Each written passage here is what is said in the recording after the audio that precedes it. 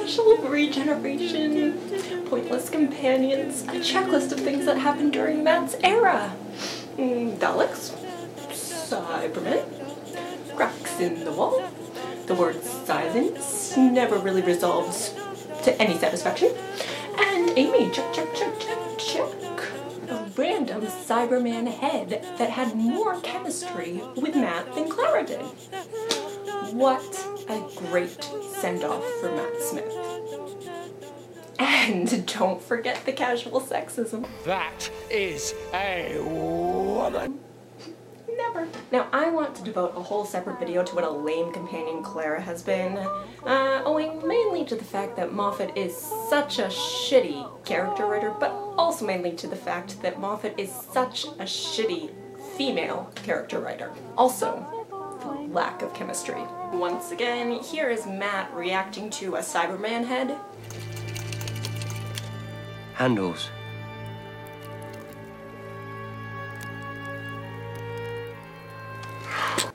And here is Matt reacting to Jenna Louise Coleman. No. Please don't change. I'm not saying anything about her acting. They just don't get on so well. She's a blank. I seriously feel like Moffat's casting standards were...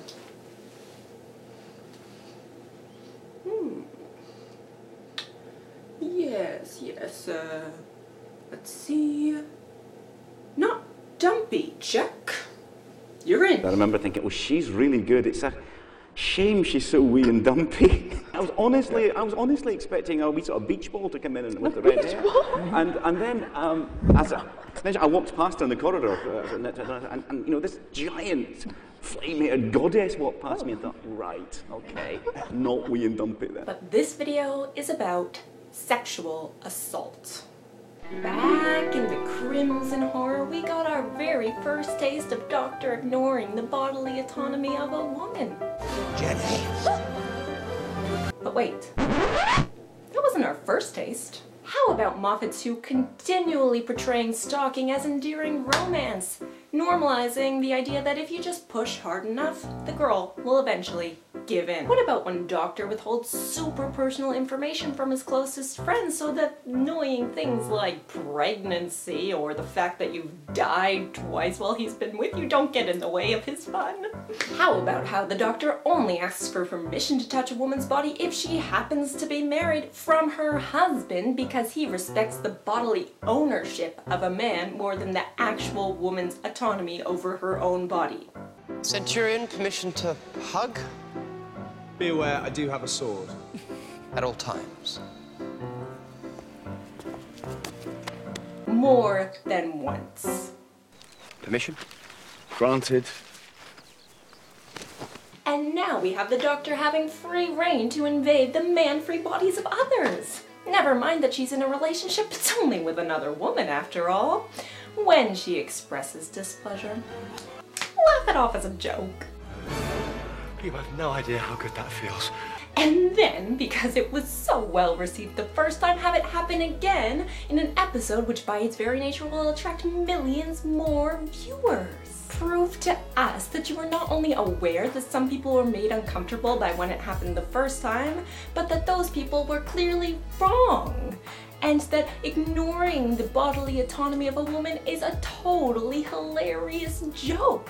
I especially love the way that you tacitly nod to the uproar caused by the first one by having the woman say, unseriously, ask first as a way of flirting that says, in reality, that was totally fine, I'm just being coy. Just a row. Kiss me when I ask. Well, you better ask nicely.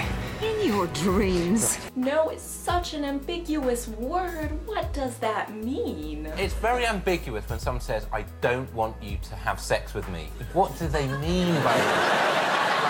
Like, are they I just don't know where you stand these days. And then tell us again why the Doctor can never regenerate as a woman because he is such a good role model for boys. Let alone that this reinforces the idea that boys can never look up to a woman as a role model. Boys need the Doctor. He's the only non-violent male hero we have. It's not like sexual violence counts, right? I mean, it's not like the women are bleeding. I mean, everyone enjoys being kissed. Unless it's you, Doctor. Long term. Then you don't enjoy it so much, do you? But it's just a kids show, right? I mean, you shouldn't take it so seriously. It's not like it's normalizing gender imbalances for a generation of boys. Right?